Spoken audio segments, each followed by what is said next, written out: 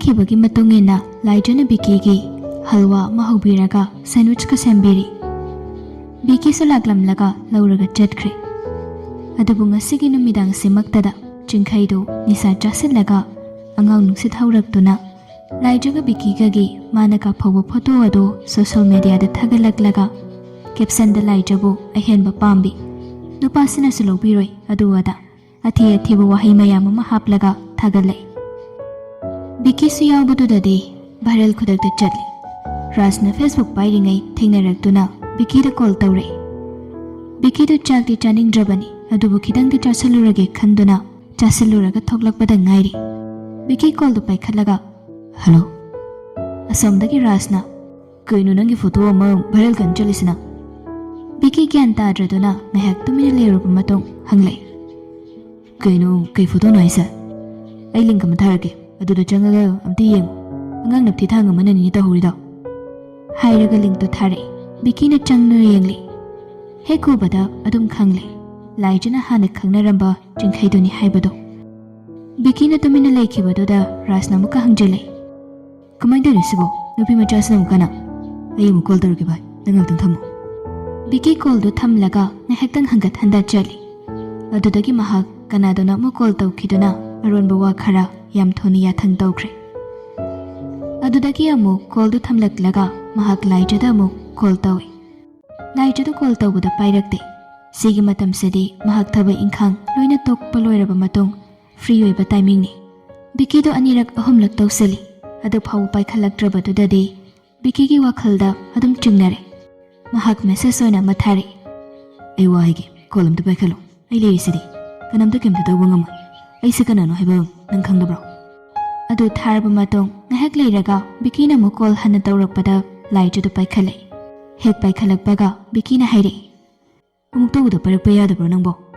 ꯑꯗꯨꯕꯨ ꯂꯥꯏꯖꯅ ꯈꯨꯝꯂꯛꯄꯒꯤ ꯃꯍꯨꯠ ꯊꯥꯁꯅꯥꯅ ꯑꯣꯏꯅ ꯈꯨꯝꯂꯛꯏ, ꯁꯥꯔ, ꯂꯥꯏꯖ ꯀꯞꯄꯤ, ꯊꯣꯛꯂꯤꯕ ꯊꯧꯗꯣꯛꯁꯤꯒꯤ ꯃꯇꯥꯡꯁꯦ ꯁꯥꯔ ꯈꯪꯕꯤꯕ ꯅꯠꯇ꯭ꯔꯣ? ꯕꯤꯀꯤꯗꯨ ꯊꯥꯁꯅꯥꯅ ꯄꯥꯏꯔꯛꯀꯅꯤ ꯍꯥꯏꯕ ꯊꯥꯖꯔꯨꯗꯦ꯫ ꯑꯍꯥꯟꯕꯗ ꯈꯖꯤꯛ ꯍꯩꯅꯗꯕ ꯐꯥꯎꯏ, ꯑꯗꯨꯕꯨ ꯊꯪꯅꯕ ꯃꯤꯀꯨꯞꯇ ꯁꯠ ꯂꯥꯛꯁꯤꯟꯈꯤꯗꯨꯅ ꯍꯥꯏꯔꯤꯕꯗꯨ ꯇꯥꯔꯒ ꯈꯨꯝꯂꯛꯏ, ꯑꯩ ꯂꯣꯏꯅ ꯈꯪꯏ, ꯃꯤꯅꯤꯠ 5-10ꯒꯤ ꯃꯇꯨꯡꯗ ꯅꯨꯄꯥ ꯃꯆꯥꯗꯨꯁꯨ ꯒ꯭ꯌꯥꯟ ꯇꯥꯍꯜꯂꯗꯧꯅꯤ, ꯃꯁꯤꯗ ꯊꯣꯏꯅ ꯈꯟꯖꯅꯤꯡꯉꯥꯏ ꯋꯥꯔꯤ ꯂꯩꯇꯕ꯭ꯔꯥ ꯍꯥꯏꯅ ꯈꯜꯂꯤ꯫ ꯕꯤꯀꯤꯅ ꯍꯥꯏꯔꯤꯕꯗꯣ ꯆꯤꯡꯈꯩ ꯄꯨꯂꯤꯁꯅ ꯐꯥꯔꯅꯤ ꯍꯥꯏꯕꯒꯤ ꯋꯥꯐꯝꯅꯤ, ꯃꯗꯨ ꯊꯥꯁꯅꯥ ꯒ꯭ꯌꯥꯟ ꯇꯥꯏ꯫ ꯑꯗꯨꯕꯨ ꯃꯍꯥꯛ ꯈꯨꯝꯂꯛꯏ, ꯑꯍꯣꯏ, ꯅꯥꯀꯜ ꯑꯃꯔꯣꯝꯗꯗꯤ ꯈꯟꯅꯤꯡꯉꯥꯏ ꯑꯣꯏꯗꯦ ꯍꯥꯏꯔꯒꯁꯨ ꯁꯥꯔ, ꯑꯩꯈꯣꯏꯗꯗꯤ ꯈꯤꯇꯪ ꯑꯀꯥꯏꯕ ꯂꯩꯌꯦ꯫ ꯑꯩꯈꯣꯏꯒ ꯁꯥꯔ ꯍꯣꯏꯒ ꯃꯤꯌꯥꯝꯒꯤ ꯃꯤꯠꯌꯦꯡꯗ ꯈꯦꯠꯅꯕ ꯌꯥꯝ ꯂꯩ꯫ ꯂꯥꯏꯖꯁꯤ ꯁꯥꯔꯅ ꯈꯪꯕꯤꯕ꯭ꯔꯥ ꯈꯪꯕꯤꯗꯕ꯭ꯔꯥ ꯍꯥꯏꯕꯗꯤ ꯈꯪꯗꯦ, ꯑꯗꯨꯕꯨ ꯃꯍꯥꯛ ꯌꯥꯝ ꯏꯟꯇ꯭ꯔꯣꯚꯔꯠ ꯑꯣꯏꯕ ꯑꯉꯥꯡꯅꯤ꯫ ꯊꯧꯗꯣꯛ ꯃꯆꯥ ꯑꯃ ꯊꯣꯛꯄꯗ ꯄꯪꯈꯟꯗ ꯈꯟꯖꯤꯟꯈꯤꯗꯨꯅ ꯃꯇꯣꯝꯇ ꯃꯁꯥ ꯑꯅꯥꯕ ꯍꯧꯍꯟꯕ ꯉꯝꯕ ꯑꯉꯥꯡ ꯑꯃꯅꯤ꯫ ꯊꯧꯗꯣꯛꯁꯤ ꯃꯃꯥꯟꯅꯕꯤꯅꯁꯨ ꯍꯥꯏꯔꯛꯄ ꯃꯥꯜꯂꯤ꯫ ꯂꯥꯛꯂꯤꯕ ꯀꯣꯃꯦꯟꯠꯁꯤꯡ ꯑꯃꯗꯤ ꯇꯧꯅꯈ꯭ꯔꯤꯕ ꯁꯦꯌꯔ ꯃꯌꯥꯝꯗꯨꯅ ꯃꯔꯝ ꯑꯣꯏꯔꯒ ꯂꯥꯏꯖꯁꯤ ꯍꯧꯖꯤꯛ ꯑꯗꯨꯝ ꯀꯞꯄꯒ ꯂꯩꯔꯦ, ꯋꯥꯈꯜ ꯁꯣꯟꯊꯈ꯭ꯔꯦ, ꯃꯤ ꯃꯃꯥꯡꯗ ꯏꯖꯠ ꯃꯥꯡꯕ ꯍꯥꯏꯕꯗꯨꯁꯨ ꯑꯣꯏꯔꯦ꯫ ꯑꯗꯨꯅ ꯊꯥꯁꯅꯥꯒꯤ ꯋꯥꯗꯨ ꯕꯤꯀꯤꯅ ꯊꯠꯂꯤ꯫ ꯉꯥꯏꯈꯣ, ꯑꯩ ꯃꯔꯝꯗ ꯊꯠꯆꯒꯦ ꯊꯥꯁꯅꯥ, ꯍꯧꯖꯤꯛꯀꯤ ꯑꯣꯏꯅꯗꯤ ꯑꯩ ꯃꯤꯡ ꯑꯗꯨꯝ ꯀꯧꯖꯒꯦ꯫ ꯋꯥꯍꯩꯗꯨ ꯇꯥꯕꯗ ꯊꯥꯁꯅꯥꯗꯣ ꯍꯣꯏ ꯍꯥꯏꯔꯒ ꯇꯨꯃꯤꯟ ꯂꯩꯔꯛꯏ꯫ ꯑꯩꯅ ꯋꯥꯐꯝ ꯑꯁꯤ ꯀꯩꯁꯨ ꯂꯩꯇꯕ ꯋꯥꯐꯝꯅꯤ ꯍꯥꯏꯔꯤꯕꯒꯤ ꯃꯔꯝꯁꯦ ꯃꯔꯝ ꯌꯥꯝ ꯆꯥꯎꯅ ꯂꯩ꯫ ꯑꯩꯒ ꯂꯥꯏꯖꯒ ꯃꯤ ꯃꯃꯥꯡꯗ ꯐꯣꯡꯅ ꯄꯣꯠ ꯆꯩ ꯂꯩꯕꯒꯤ ꯐꯣꯇꯣꯅꯤ ꯃꯍꯥꯛꯅ ꯊꯥꯒꯠꯂꯤꯕꯗꯣ꯫ ꯍꯣꯏ, ꯑꯗꯨꯗ ꯃꯥꯅ ꯋꯥꯍꯩ ꯋꯥꯇꯥ ꯈꯔ ꯏꯕꯗꯨꯒꯤ ꯋꯥꯗꯨꯅ ꯃꯔꯝ ꯑꯣꯏꯔꯒ ꯋꯥꯗꯨ ꯆꯥꯎꯊꯣꯛꯄꯒꯤ ꯋꯥ ꯈꯛꯇꯅꯤ꯫ ꯑꯗꯨꯒ ꯑꯃꯔꯣꯝꯗ ꯃꯤꯌꯥꯝꯅ ꯃꯁꯛ ꯈꯪꯅꯕ ꯑꯃ ꯑꯩꯅ ꯑꯣꯏꯔꯨꯕꯒꯤ ꯀꯩꯁꯨ ꯂꯩꯇꯕ ꯋꯥꯐꯝꯗꯣ ꯑꯆꯧꯕ ꯋꯥꯐꯝ ꯑꯃ ꯑꯣꯏꯍꯟꯕꯒꯤ ꯋꯥꯅꯤ꯫ ꯑꯗꯨꯕꯨ ꯁꯤꯗ ꯄꯨꯝꯅꯃꯛ ꯁꯝꯖꯤꯜꯂꯒ ꯑꯩꯅ ꯍꯥꯏꯅꯤꯡꯉꯤꯕꯗꯤ ꯍꯤꯔꯝꯁꯤꯗ ꯈꯟꯅ ꯅꯩꯅꯕꯒꯤ ꯃꯊꯧ ꯇꯥꯗꯦ꯫ ꯑꯩꯅ ꯑꯩꯒꯤ ꯂꯥꯏꯐ ꯄꯥꯔꯠꯅꯔ ꯑꯣꯏꯔꯒꯦ ꯍꯥꯏꯅ ꯈꯟꯖꯔꯤꯕ ꯅꯨꯄꯤ ꯑꯃꯒ ꯆꯠꯃꯤꯟꯅꯕꯒꯤ ꯐꯣꯇꯣ ꯚꯥꯏꯔꯦꯜ ꯑꯣꯏꯔꯛꯄꯗ ꯑꯩꯉꯣꯟꯗ ꯀꯤꯕ ꯑꯝꯇ ꯂꯩꯇꯦ꯫ ꯊꯥꯁꯅꯥꯗꯨ ꯃꯊꯃꯩ ꯄꯦꯟꯈꯤꯗꯨꯅ ꯐꯣꯟꯗꯣ ꯂꯥꯎꯗ ꯁ꯭ꯄꯤꯀꯔ ꯊꯥꯗꯣꯔꯛꯂꯒ ꯂꯥꯏꯖꯕꯨꯁꯨ ꯇꯥꯍꯜꯂꯤ꯫ ꯕꯤꯀꯤꯅ ꯃꯈꯥ ꯇꯥꯏ, ꯅꯣꯡꯃ ꯅꯠꯇ꯭ꯔꯒ ꯅꯣꯡꯃꯗꯤ ꯃꯥꯒ ꯑꯩꯒꯤ ꯐꯣꯇꯣꯁꯦ ꯑꯗꯨꯝ ꯃꯤ ꯃꯃꯥꯡꯗ ꯊꯥꯒꯠꯂꯒꯗꯧꯕꯅꯤ, ꯑꯗꯨꯝ ꯎꯔꯒꯗꯧꯕꯅꯤ꯫ ꯃꯗꯨ ꯍꯧꯖꯤꯛ ꯎꯕꯕꯨ ꯑꯣꯏꯒꯦꯔꯥ ꯀꯣꯟꯅ ꯎꯕꯕꯨ ꯑꯣꯏꯒꯦꯔꯥ ꯀꯩꯝꯇ ꯊꯣꯏꯗꯣꯛꯇꯦ꯫ ꯑꯩꯅ ꯂꯩꯕꯥꯛꯀꯤ ꯊꯧꯒꯩ ꯑꯆꯧꯕ ꯑꯃ ꯄꯨꯔꯦ ꯍꯥꯏꯗꯨꯅ ꯑꯩꯅ ꯑꯩꯒꯤ ꯑꯄꯥꯝꯕ ꯂꯥꯏꯐ ꯄꯥꯔꯠꯅꯔ ꯑꯃ ꯆꯨꯁ ꯇꯧꯕ ꯃꯇꯝꯗ ꯑꯗꯨꯒ ꯃꯔꯤ ꯂꯩꯅꯗꯕ꯭ꯔꯥ ꯍꯥꯏꯅ ꯈꯜꯂꯤ꯫ ꯃꯤꯌꯥꯝꯒꯤ ꯃꯤꯠꯌꯦꯡꯗ ꯈꯦꯠꯅꯕ ꯂꯩꯕ ꯂꯩꯇꯕ ꯍꯥꯏꯕꯁꯤꯒꯤ ꯋꯥꯐꯝꯁꯤꯃꯁꯨ ꯑꯩ ꯂꯧꯗꯦ꯫ ꯀꯔꯤ ꯈꯦꯠꯅꯔꯤꯕꯒꯦꯅꯦ? ꯑꯩ ꯊꯕꯛ ꯇꯧꯏ, ꯂꯥꯏꯖ ꯊꯕꯛ ꯇꯧꯗꯦ, ꯁꯤ ꯍꯥꯏꯕꯒꯤꯔ? ꯊꯕꯛ ꯍꯥꯏꯕꯗꯨꯗꯤ ꯍꯧꯖꯤꯛ ꯍꯦꯛꯇ ꯇꯧꯒꯦ ꯍꯥꯏꯕꯁꯨ ꯌꯥꯏ꯫ ꯑꯩꯅ ꯑꯣꯏꯔꯤꯕꯁꯤ ꯒꯚꯔꯟꯃꯦꯟꯠ ꯁꯔꯚꯦꯟꯠꯅꯤ꯫ ꯑꯥꯏ ꯑꯦꯝ ꯅꯣꯠ ꯗꯦꯠ ꯒ꯭ꯔꯦꯠ꯫ ꯏꯟ ꯐꯦꯛ, ꯃꯤꯑꯣꯏꯕ ꯈꯨꯗꯤꯡꯃꯛ ꯆꯞ ꯃꯥꯟꯅꯩ꯫ ꯑꯩꯅ ꯉꯝꯗꯕ ꯑꯃ ꯃꯤ ꯑꯃꯅ ꯉꯝꯃꯤ, ꯃꯤꯅ ꯉꯝꯗꯕ ꯑꯃ ꯑꯩꯅ ꯉꯝꯃꯤ꯫ ꯇꯣꯉꯥꯟ ꯇꯣꯉꯥꯟꯕ ꯊꯧꯗꯥꯡ ꯄꯨꯅꯕ ꯉꯥꯛꯇꯅꯤ꯫ ꯁꯤꯗ ꯃꯤꯌꯥꯝꯒꯤ ꯃꯤꯠꯌꯦꯡ ꯍꯥꯏꯕ ꯑꯃ ꯂꯩꯇꯦ꯫ ꯑꯩꯅ ꯃꯥꯒꯤꯗꯃꯛꯇ ꯂꯦꯞꯄꯒꯨꯝ ꯃꯥꯅꯁꯨ ꯑꯩꯒꯤꯗꯃꯛꯇ ꯂꯦꯞꯂꯕ ꯃꯇꯨꯡ ꯑꯩꯈꯣꯏ ꯑꯅꯤ ꯄꯨꯟꯅ ꯄꯨꯟꯁꯤ ꯈꯣꯡꯆꯠ ꯆꯠꯃꯤꯟꯅꯒꯗꯧꯕꯅꯤ꯫ ꯑꯩꯅꯁꯨ ꯌꯥꯝꯅ ꯍꯥꯏꯖꯔꯁꯤ ꯐꯥꯎꯕꯗ ꯅꯈꯣꯏꯅ ꯒ꯭ꯌꯥꯟ ꯇꯥꯗꯕ ꯂꯩꯔꯒꯗꯤ ꯑꯩ ꯍꯧꯖꯤꯛꯃꯛ ꯂꯥꯛꯑꯒ ꯂꯥꯏꯖꯧ ꯄꯨꯔꯒ ꯆꯠꯈꯤꯒꯦ꯫ ꯁꯦꯡꯅ ꯍꯥꯏꯔꯒꯗꯤ ꯑꯩꯗꯤ ꯃꯥꯕꯨ ꯄꯨꯅꯤꯡꯉꯕꯅꯤ, ꯁꯣꯝꯒꯤ ꯂꯨꯍꯣꯡꯕ ꯉꯥꯏꯗꯨꯅ ꯂꯩꯕꯒꯤ ꯋꯥꯅꯤ꯫ ꯑꯗꯨꯒ ꯉꯁꯤꯒꯤ ꯊꯧꯗꯣꯛꯁꯤꯒꯤ ꯋꯥꯗꯤ ꯑꯀꯥꯏꯕ ꯑꯝꯇ ꯂꯩꯇꯦ꯫ ꯃꯥꯅ ꯏꯔꯤꯕꯁꯤꯡꯗꯣ ꯃꯐꯝ ꯃꯇꯝ ꯆꯥꯗꯦ ꯍꯥꯏꯕꯒꯤ ꯋꯥ ꯈꯛꯇꯅꯤ, ꯑꯗꯨꯕꯨ ꯍꯧꯖꯤꯛ ꯈꯨꯗꯛꯇ ꯁꯣꯜꯐ ꯑꯗꯨꯝ ꯇꯧꯔꯗꯧꯕꯅꯤ꯫ ꯖꯞ ꯖꯞ ꯉꯥꯡꯁꯤꯜꯂꯛꯄ ꯕꯤꯀꯤꯒꯤ ꯋꯥꯗꯨꯗ ꯊꯥꯁꯅꯥꯗꯣ ꯊꯃꯣꯏꯗ ꯈꯖꯤꯛ ꯑꯄꯦꯟꯕꯗꯤ ꯄꯣꯛꯂꯛꯏ꯫ ꯃꯁꯤꯃꯛꯅ ꯃꯤꯌꯥꯝꯅ ꯕꯤꯀꯤꯕꯨ ꯌꯥꯕꯖꯥꯠꯅꯤ ꯍꯥꯏꯅ ꯈꯜꯂꯤ꯫ ꯂꯥꯏꯖꯁꯨ ꯕꯤꯀꯤꯅ ꯉꯥꯡꯂꯤꯕꯁꯤꯡꯗꯨ ꯂꯣꯏꯅ ꯇꯥꯔꯤ꯫ ꯇꯟꯖꯥꯗꯨꯗ ꯕꯤꯀꯤꯅ ꯀꯣꯜ ꯑꯃꯨꯛꯇꯪ ꯄꯥꯏꯈꯤꯒꯦ ꯍꯥꯏꯗꯨꯅ ꯍꯣꯜ ꯊꯝꯂꯛꯏ꯫ ꯃꯗꯨꯒꯤ ꯇꯟꯖꯥꯗꯨ ꯂꯧꯔꯒ ꯊꯥꯁꯅꯥꯅ ꯂꯥꯏꯖꯗ ꯍꯥꯏ, ꯇꯨꯡꯒꯤꯗꯤ ꯈꯪꯗ꯭ꯔꯦ, ꯑꯗꯨꯕꯨ ꯏꯆꯦꯒꯤ ꯃꯤꯠꯌꯦꯡꯗꯗꯤ ꯁꯔꯁꯦ ꯐꯠꯇꯕ ꯑꯣꯏꯗ ꯄꯥꯗꯕ ꯃꯤꯗꯤ ꯌꯥꯝ ꯃꯥꯟꯗꯦ ꯂꯥꯏꯖ꯫ ꯑꯗꯨꯒ ꯍꯧꯖꯤꯛ ꯍꯥꯏꯕꯗꯨꯒꯤ ꯃꯇꯨꯡ ꯏꯟꯅ ꯊꯧꯗꯣꯛꯁꯤ ꯁꯣꯜꯐ ꯇꯧꯔꯛꯑꯅꯤꯁꯨ ꯁꯔꯅ ꯍꯥꯏꯔꯤꯁꯤꯗꯤ꯫ ꯀꯔꯤ ꯇꯧꯔꯛꯄꯒꯦ ꯍꯥꯏꯕꯁꯨ ꯑꯩꯈꯣꯏꯅ ꯌꯦꯡꯉꯁꯤ꯫ ꯕꯤꯀꯤꯗꯣ ꯂꯥꯏꯟꯗ ꯑꯃꯨꯛ ꯂꯥꯛꯇꯨꯅ ꯑꯃꯨꯛ ꯍꯥꯏꯔꯤ, ꯆꯤꯡꯈꯩ ꯐꯥꯔꯦ, ꯆꯩꯁꯨ ꯈꯔꯗꯤ ꯆꯥꯔꯅꯤ, ꯁꯦꯡꯗꯣꯛꯄ ꯑꯣꯏꯔꯁꯨ ꯑꯗꯨꯝ ꯍꯥꯏꯔꯛꯑꯅꯤ, ꯅꯊꯤꯡ ꯇꯨ ꯋꯥꯔꯤ꯫ ꯐꯔꯦ ꯑꯗꯨꯗꯤ ꯁꯔ, ꯑꯩ ꯐꯣꯟꯁꯦ ꯂꯥꯏꯖꯗ ꯄꯤꯔꯝꯃꯒꯦ ꯍꯥꯏꯔꯒ ꯊꯥꯁꯅꯥꯗꯨ ꯊꯣꯛꯈ꯭ꯔꯦ꯫ ꯂꯥꯏꯖꯁꯨ ꯀꯞꯂꯝꯕꯗꯨ ꯈꯔ ꯐꯔꯒ ꯀꯣꯜꯗꯨ ꯄꯥꯏꯔꯛꯏ꯫ ꯕꯤꯀꯤꯅ ꯑꯁꯣꯝꯗꯒꯤ, ꯀꯩꯁꯨꯝ ꯅꯠꯇꯕ ꯋꯥꯗꯨꯗ ꯅꯪꯅ ꯅꯨꯄꯤꯒ ꯇꯥꯗꯅ ꯀꯞꯄꯤꯗꯨꯕꯨ ꯄꯥꯝꯃꯨꯗ꯭ꯔꯦꯃꯤ꯫ ꯍꯌꯦꯡ ꯀꯞꯇꯕ ꯁꯨꯡꯌꯥꯃꯛ ꯌꯥꯗ꯭ꯔꯕ ꯇꯟꯖꯥ ꯃꯌꯥꯝ ꯑꯃ ꯂꯥꯛꯀꯅꯤ, ꯑꯗꯨꯗ ꯀꯞꯅꯕ ꯊꯝꯖꯤꯜꯂꯨ, ꯄꯥꯝꯃꯨꯏ꯫ ꯂꯥꯏꯖꯗꯨ ꯈꯨꯝꯂꯛꯇꯦ꯫ ꯕꯤꯀꯤꯅ ꯑꯃꯨꯛꯀ ꯍꯟꯅ ꯃꯈꯥ ꯇꯥꯏ, ꯃꯤꯅ ꯀꯜꯂꯛꯄ ꯃꯤꯍꯧꯕ ꯄꯣꯛꯇꯨꯅ ꯈꯣꯡꯂꯛꯄꯗꯨꯗ ꯅꯪꯅ ꯃꯤꯒꯤ ꯂꯥꯡꯗꯨꯗ ꯊꯨꯔꯤꯅꯤꯅꯦ, ꯃꯄꯨꯡꯁꯤꯗꯤ꯫ ꯏꯀꯥꯏꯖꯩ, ꯃꯤꯅ ꯀꯣꯃꯦꯟꯇ ꯆꯩꯍꯧꯔꯤ ꯃꯌꯥꯝꯗꯨ ꯎꯗ꯭ꯔꯣ? ꯅꯨꯄꯤꯅꯦꯅ ꯑꯗꯨ ꯑꯗꯥꯅ ꯁꯔꯒꯤ ꯃꯤꯡꯆꯠꯁꯨ ꯌꯥꯝ ꯁꯣꯛꯀꯜꯂꯦ, ꯑꯩ ꯌꯥꯝ ꯏꯀꯥꯏꯖꯩ꯫ ꯀꯅꯥꯒꯤ ꯃꯤꯡꯆꯠ ꯁꯣꯛꯑꯒꯦ ꯍꯥꯏꯁꯤꯕꯣ? ꯀꯅꯥꯝꯇꯒꯤ ꯃꯤꯡꯆꯠ ꯁꯣꯛꯇꯦꯀꯣ꯫ ꯑꯩꯕꯨ ꯅꯨꯄꯤ ꯊꯤꯔꯕ ꯅꯨꯄꯥꯔꯣ ꯅꯠꯇ꯭ꯔꯒ ꯅꯪꯕꯨ ꯃꯧꯔꯣ? ꯑꯩꯈꯣꯏ ꯑꯅꯤꯃꯛ ꯄꯥꯈꯪ ꯂꯩꯁꯥꯕꯤ ꯉꯥꯛꯇꯅꯤ꯫ ꯄꯥꯈꯪ ꯑꯃꯅ ꯃꯥꯒꯤ ꯑꯣꯏꯔꯒꯗꯧꯕꯤ ꯂꯩꯁꯥꯕꯤ ꯑꯃꯒ ꯀꯣꯏꯕ ꯆꯠꯃꯤꯟꯅꯕꯗ ꯀꯩ ꯑꯀꯥꯏꯕ ꯂꯩꯒꯦ? ꯆꯠꯂꯤ ꯃꯌꯥꯝꯁꯦ ꯀꯅꯥꯅ ꯀꯔꯤ ꯍꯥꯏꯅꯒꯦꯕ? ꯇꯨꯃꯤꯟ ꯂꯩꯌꯨ, ꯁꯤꯒꯨꯝꯕ ꯃꯥꯏꯅꯔ ꯏꯁꯨꯗ ꯋꯥꯈꯜ ꯆꯣꯟꯊꯒꯗꯧꯕ ꯅꯠꯇꯦ꯫ ꯑꯩꯅ ꯊꯦꯡꯅꯔꯤꯕ ꯃꯌꯥꯝꯁꯦ ꯅꯪ ꯎꯕ ꯅꯠꯇ꯭ꯔꯥ? ꯁꯤꯒꯨꯝꯕ ꯑꯆꯧꯕ ꯃꯌꯥꯝꯁꯤꯗ ꯍꯌꯦꯡꯋꯥꯏ ꯑꯩꯒꯤ ꯃꯇꯦꯡ ꯅꯪꯅ ꯄꯥꯡꯍꯟꯒꯦ ꯍꯥꯏꯕ ꯐꯥꯎꯕ ꯑꯩ ꯈꯜꯂꯤ꯫ ꯑꯗꯨꯒ ꯌꯥꯝ ꯁꯣꯟꯖꯨ ꯃꯟꯖꯨꯅꯔꯛꯀꯅꯨ, ꯑꯩꯒꯤ ꯅꯨꯄꯤ ꯃꯥꯟꯗꯦ꯫ ꯂꯥꯏꯖ ꯀꯞꯂꯝꯕꯗꯨ ꯄꯨꯡꯐ ꯐꯈ꯭ꯔꯦ꯫ ꯕꯤꯀꯤꯅ ꯑꯃꯨꯛꯀꯁꯨ ꯃꯈꯥ ꯇꯥꯏ,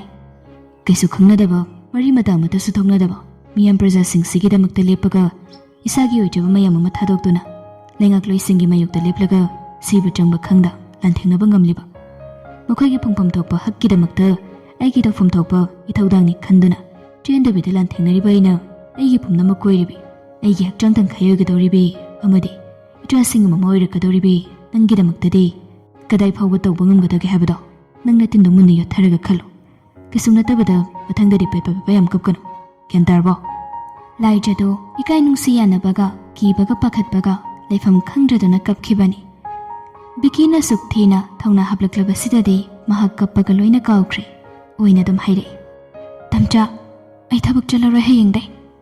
ꯂꯥꯏꯖꯅ ꯋꯥ ꯉꯥꯡꯕ ꯍꯧꯔꯛꯂꯕꯗꯨꯗꯗꯤ ꯕꯤꯀꯤꯁꯨ ꯊꯃꯣꯏꯗꯨ ꯈꯔ ꯏꯪꯂꯛꯂꯗꯨꯅ ꯍꯥꯏꯔꯛꯏ, ꯀꯩꯗꯧꯔꯕ ꯑꯃꯨꯛ? ꯅꯪꯒꯤ ꯇꯣꯛꯄꯒꯤꯗꯨꯗꯤ ꯍꯞꯇꯥ ꯑꯃꯨꯛ ꯋꯥꯠꯂꯤꯗꯨꯗꯤ꯫ ꯍꯣꯏ,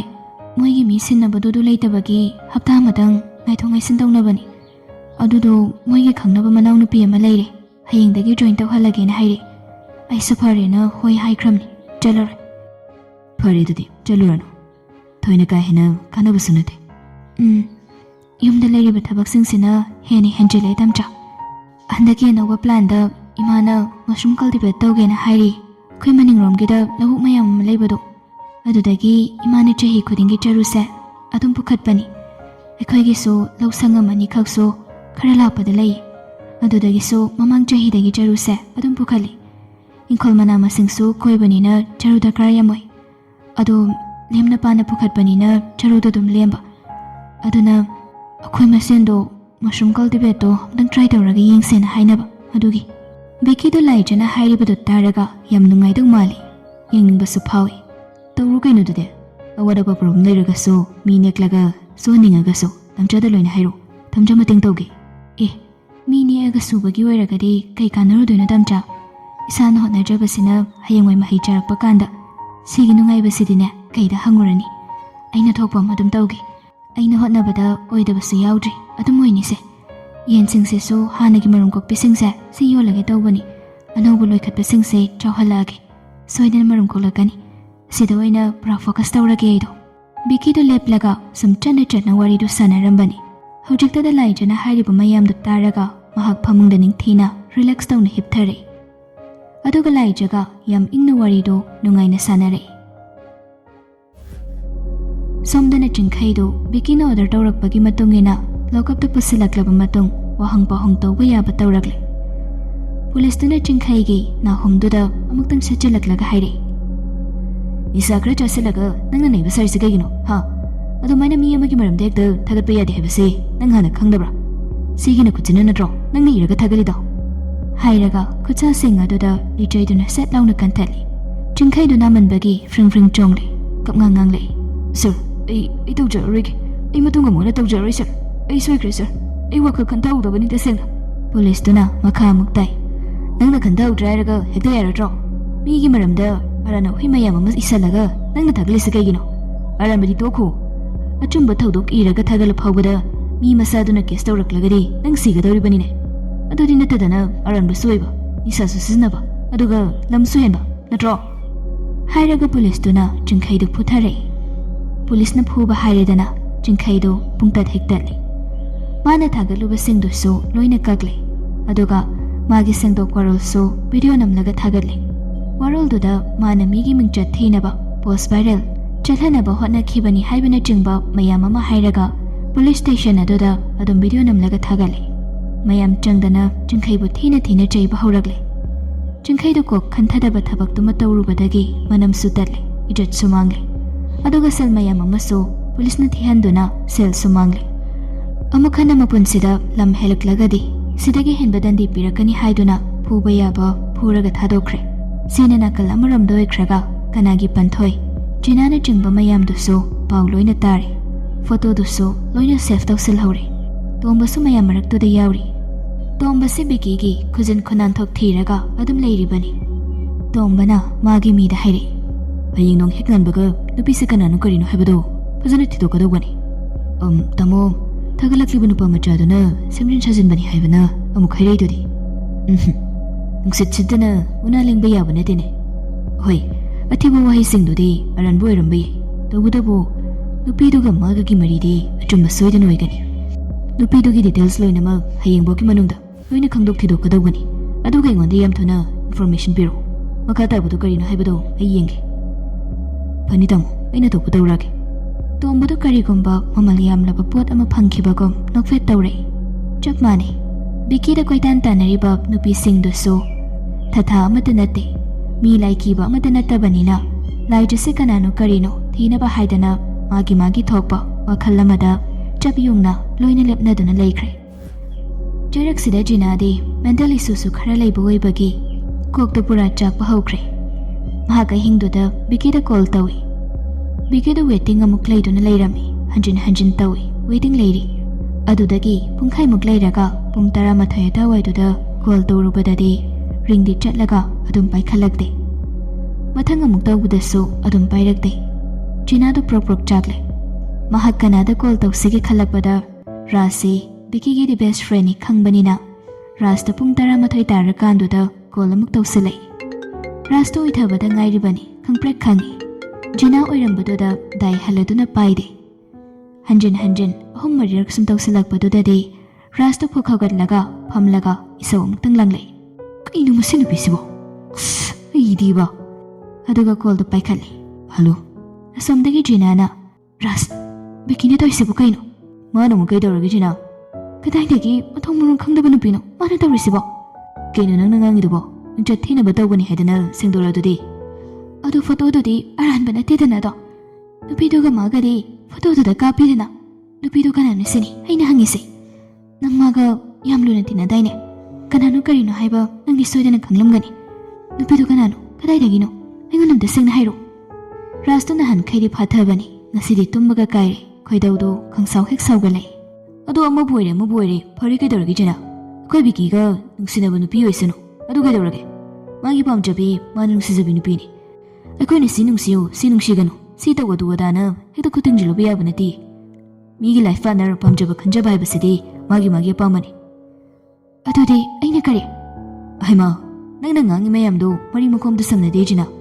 akoi loinamagna sakhini itaw bikina nangbu pami nungsi haikiba leite nangna nungsiba koidan tana khiba kaktani akoi ajumu pumare loina phaduna isa isagi pikpa chawba naida mirak loina tillaba ngaktani aduga nangna sida sumaina sum angang macha gyan tadabagi type tawbasa se tosi aduga mana nupido ai kananu karino haiba amata khangdi migi personal life tuda aina kuthing jilude mana matam chare khalaba matam tuda aingonda dum hairakani aduganduda nangonda ayamukta mu hairagaso ai tamake hojiki dai tumna batawrage hayeng anganbadagi thabak chatkadawani nangsu thengi pothana batawro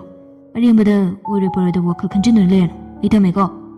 Raj tu ngasi rita segna khoidau saugatladuna ngangning khara dongdong nganglamlaga phone dum thamkhre matom tamuk soli sige ngawisi layengbi haidine muigi halaman imung manungdo gyamen kumda tari ngaktung tumge dongusida phone du sofa dana langkhraga Raj tu mamit uisellaga tumthaba haukhre Jina du somda Raj na nganglamliba wa mayam duda ikaibadi lairatana hena sauning khiduna mayachi Migi kalak mi hau bopok pamoy basi taray ni hingbangamde. Lai ni yingsin badi aray bani, mi ni yingsin basi ni tumli badi. Lai jogi punsi si yam na itam cham na ing na juk na layram badagi, hau jag si mi kaya gi yingsin pamoy ragle. Ama ani ki wakak nadre, aduki matik yam silakle hai batay, nupa dagi nupi dagi, laikay mapan dagi. Si makhandok ni ngay hai badu lay silakdre. Thawdok tu hek thoki badagi, mabu koy thiba. Magi maramda koi thiba migi masing yam khalai mayam sigi marakta hotnaba kanbi Jina na hana khangba ngamle karidagi khangge haibada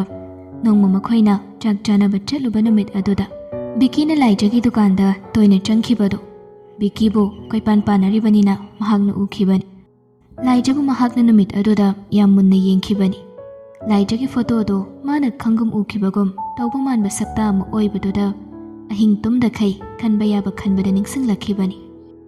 Jina du madu hek khangbaga office ka chataba makhai laijabu hana thire laijagi khulladuda mahak lagle nahanmuk makhoina lakpada mela tawkhiba mafam aduda Jina haifet akoibadu yengthoklaba matung mi thengnaba ama anida hangbada khangde haire maramdi thengnariba miyoi singdo angang ngaktani angang oibani na khangdabani adugi sumathakta laijaji kayasu khanganade Mathau chathok chasin tawba amadi mamagi mateng khara pangbadagi hena lekai koiduna mi tinabado laija tawde Jina do ayuk anganbada office satringai da lagbani suti lagu pharak tabu oibagi mahak ngasigi di hankhre masadu da khajutta phawba lemthokpagi mami amada tade nupa phangnaba hotnabada mahak sini nani khangdaba haibadu oire mafam adudagi amuk thoklaklaga office ta sign tawrmlaga leiba yaraktabadagi mahak Biki office tamna amuk lakhibani